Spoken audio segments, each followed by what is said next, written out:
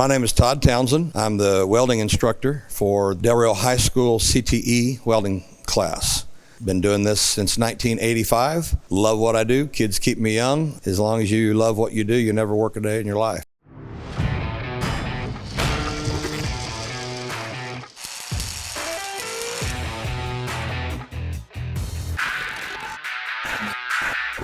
Our school has a huge CTE program. We have 30 different types of programs, from nursing to farm tech, phlebotomy. We've got auto mechanics and welding. We've got electrical trades, HVAC, construction. Well, I actually was a student in this same program when I was in high school. Back then it was called metal trades. So it was machine shop and welding. And I decided after high school I wanted to pursue, I wanted to be a machinist. And so my parents moved me up to Sweetwater to go to TSTC, signed up as a machinist, and the very second day I was there, they said the class didn't make. I said, well, I've already moved up here. And they said, well, you want welding? I said, okay, we'll take welding.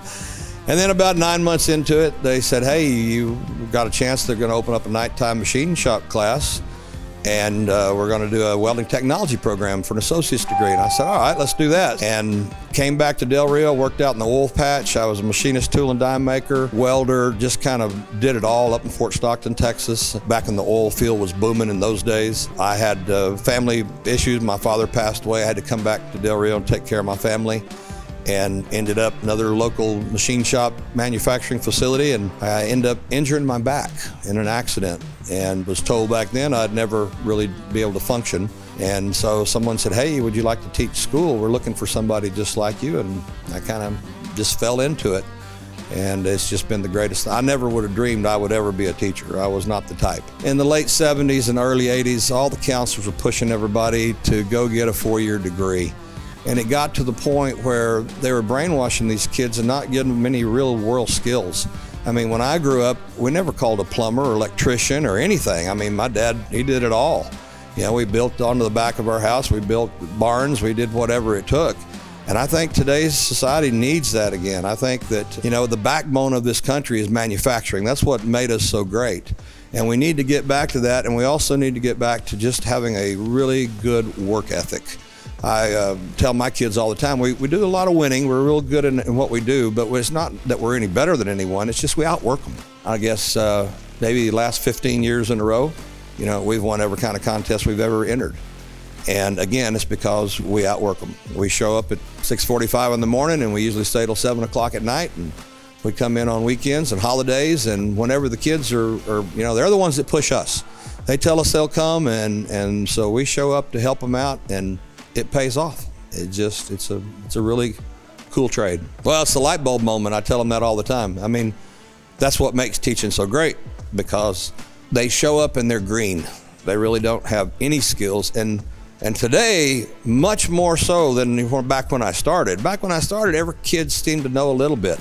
Today, they literally know nothing. So we teach them how to shake hands and look you in the eye, and how to say something polite, and then we go, I mean, as simple as how to sweep and how to mop and how to keep a tool room organized and the shop clean. I mean, you would think that's common sense, but today it's not anymore. And it's because a lot of kids at home don't see that. Their home lives, you know, we got some kids with some great lives, but we got some kids that are really troubled. And they just need a place to go and feel that they have a place in this world, and they can succeed and feel proud of their work. Passion is something that you can't replace, just like what you guys do when you motivate them outside. It's the same thing in the classroom every morning.